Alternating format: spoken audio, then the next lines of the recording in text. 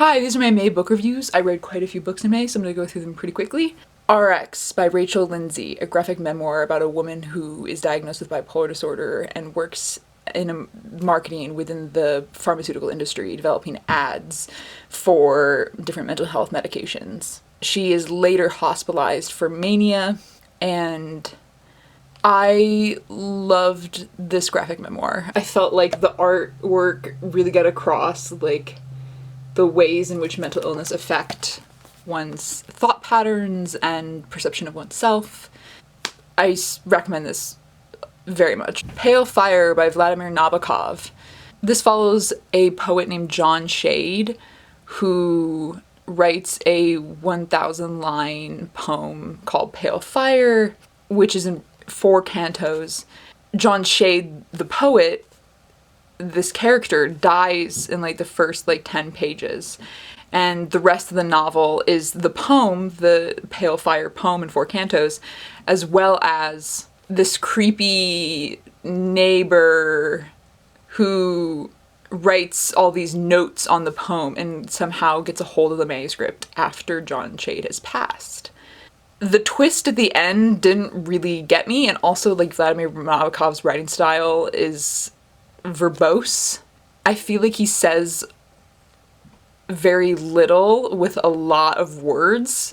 The concept is really cool, but the execution wasn't as amazing as I thought it was going to be. My Emily Dickinson by Susan Howe.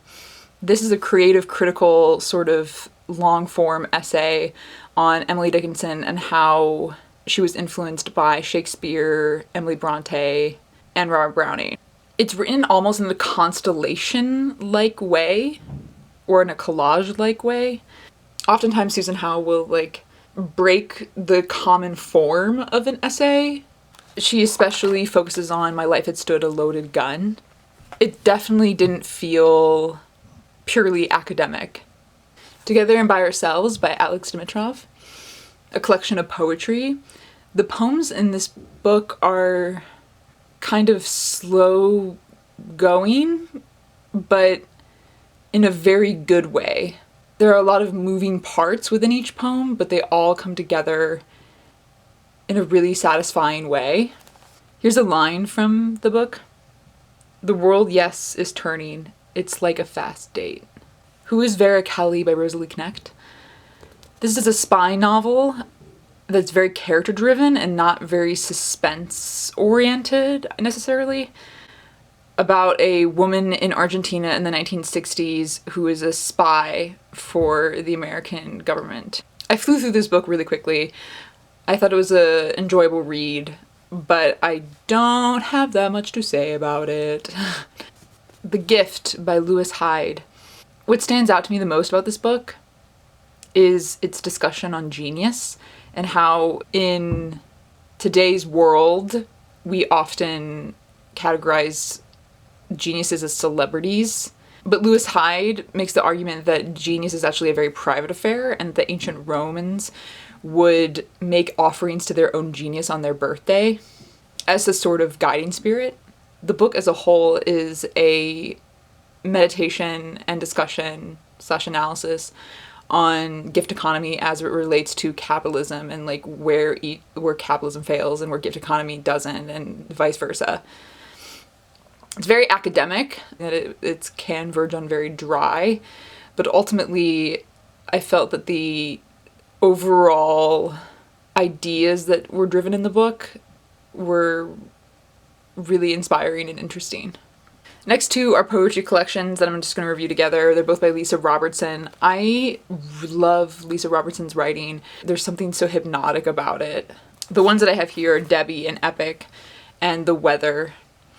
Debbie and Epic plays a lot with graphic design and sort of the layout of the poetry. You can see on this page there's lots of arrows. The Weather was also really well done. I enjoyed both of these. The next book I really didn't like. Sally Rooney's Normal People. It's a love story that takes place in Ireland. It follows this boy and a girl who go to high school together. and eventually go to college together and keep having different run-ins with each other. I just felt like the dialogue in this book was really unbelievable or just kind of generalized. Often I felt like they weren't really saying that much in what they were trying to convey. That being said, I did read this really quickly, and it definitely kept my attention. However, it was ultimately kind of a frustrating read for me. Glass Ironing God by Anne Carson. Put away your sadness, it is a mantle of work. This is from her essay, The Truth About God. My religion makes no sense and does not help me, therefore I pursue it. I guess I just wanted to present the text before I talked about it. It's just really gorgeous. It's mostly it's like essays written in verse.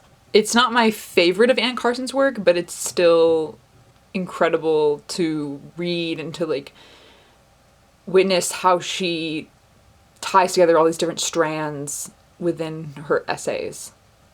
Guest Book by Liane Shapton. This book has a lot of images in it. It's mostly images, in fact. And most of them, / all of them, have captions that talk about ghost stories. I thought the concept of this book was fascinating. However, the execution was not as I had hoped. The writing was very minimal in a way that detracted from the execution. I wanted so much more out of the captions, and it was often difficult to understand how any of these pictures or images had to do anything with anything.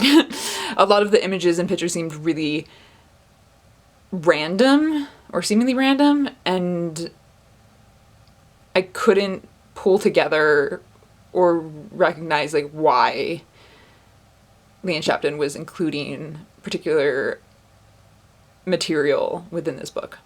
Leaving the Atocha Station by Ben Lerner. This book is about a poet who goes on a fellowship to Spain, and he's really annoying. He's just a super unlikable character for the most part, very self-absorbed. At the same time, the writing was good, and I found myself reading it very quickly and enjoying it quite a bit. Rabbits for Food by Binnie Kirschenbaum. The first half of this book is about a woman who is having a mental breakdown. The second half of this book is about the same woman going to the hospital and her experience there. I read a New York Times book review of this, and someone said that it was just another psych ward story, which seemed very callous to me. Mostly, I enjoyed this novel in terms of the writing and the content. I thought it was very observant. However, the ending, which I'm just going to read you the last 2 sentences right now, okay. And again, she reminds herself, this is not a true story. This is fiction. I know, this is a novel. It says a novel. And I just didn't know what she was trying to get at with that ending, but I felt so frustrated. It seemed like a cop-out to me. Yeah. Educated by Tara Westover. This follows a woman who grows up in rural Idaho in a Mormon family, and she never receives a formal education until much later.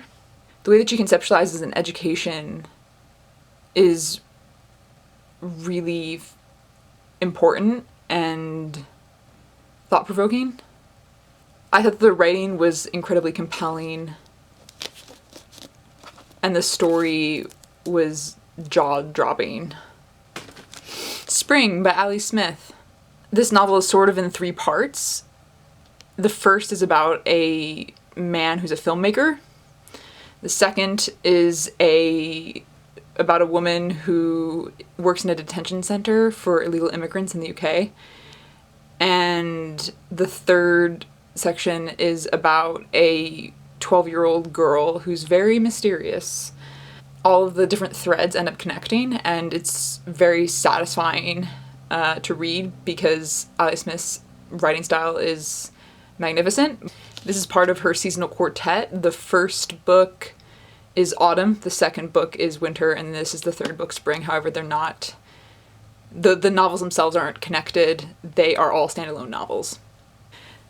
And that, my friends, is it.